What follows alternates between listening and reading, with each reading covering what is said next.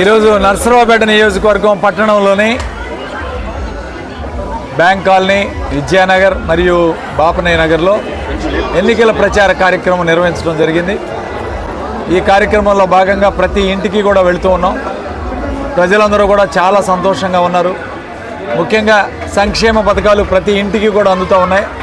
జగన్మోహన్ రెడ్డి గారు వాలంటీర్ వ్యవస్థ ద్వారా సంక్షేమ పథకాలు ప్రతి ఇంటికి కూడా అందించారు. కాబట్టి ఈరోజు నేరుగా ఓటర్ తోటి ఈరోజు ఈ ప్రభుత్వం మంచి పనులు చేసిందని భావిస్తూ ప్రతి ఒక్కరూ కూడా సహకారం అందించే కార్యక్రమం చేస్తూ ఉన్నారు.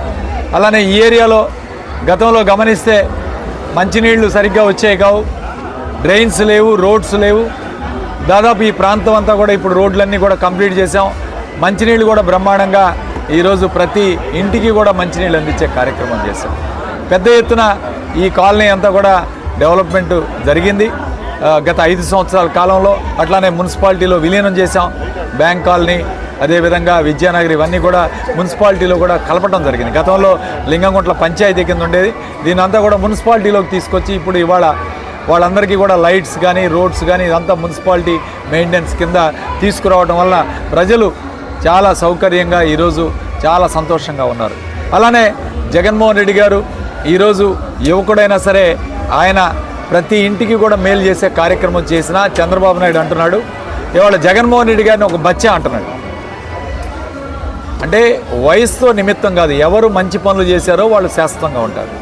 నువ్వు 14 సంవత్సరాలు ముఖ్యమంత్రి చేసావు, ఎప్పుడైనా నీ పేరు మీద ఒక స్కీమ్ అయినా ఉందా, ఒక పథకమైనా ఉందా, లేకపోతే ఒక కార్యక్రమం అయినా చేసావు? ఈరోజు పెద్దలు వైఎస్ రాజశేఖర రెడ్డి గారికి అట్లానే ఎన్టీ రామారావుకి వీళ్ళిద్దరికీ ఈ రాష్ట్రంలో ఒక మంచి పేరు, లేకపోతే వాళ్ళ పేరు మీద ఒక పథకాలు వచ్చాయి. ఆ తర్వాత జగన్మోహన్ రెడ్డి గారిదే స్థానం. నువ్వు 14 సంవత్సరాలు ముఖ్యమంత్రి చేసినా ఎక్కడ కూడా ప్రజలు నిన్ను బాగా పరిపాలించావనే కామెంట్ లేదు. నువ్వు ఒక ఈవెంట్ ఆర్గనైజర్, ఒక సీఈఓగా పనికొస్తావు తప్ప ఈ రాష్ట్రానికి ముఖ్యమంత్రిగా కాదు. ఖచ్చితంగా జగన్మోహన్ రెడ్డి గారి వాళ్ళ పేదల పట్ల ఆయన చూపిస్తున్న ప్రేమ, అనురాగం శాశ్వతంగా ఈ రాష్ట్రంలో గుర్తుంటుంది.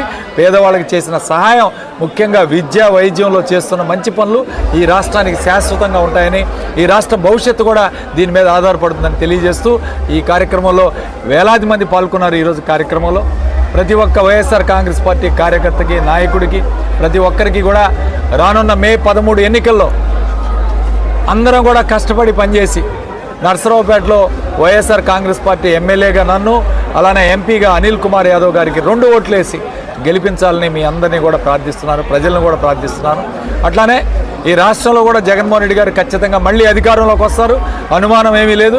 మళ్ళీ 110 నుంచి 120 సీట్లతో అధికారంలోకి వస్తారని దాదాపు 10 సర్వేలు ఇప్పటిదాకా 17 సర్వేలు ఇచ్చాయి. ఏ సర్వేలో చూసినా సరే జగన్మోహన్ రెడ్డి గారు అధికారంలోకి ఇస్తున్నారు. ఖచ్చితంగా మళ్ళీ అధికారంలోకి వస్తాడు, అనుమానం ఏం లేదు. ఆయన చేసిన సంక్షేమ పథకాలు ప్రతి కుటుంబానికి కూడా అందాయి. ప్రతి కుటుంబం కూడా సిద్ధంగా ఉందని తెలియజేస్తూ సెలవు తీసుకుంటూ ఉన్నాం.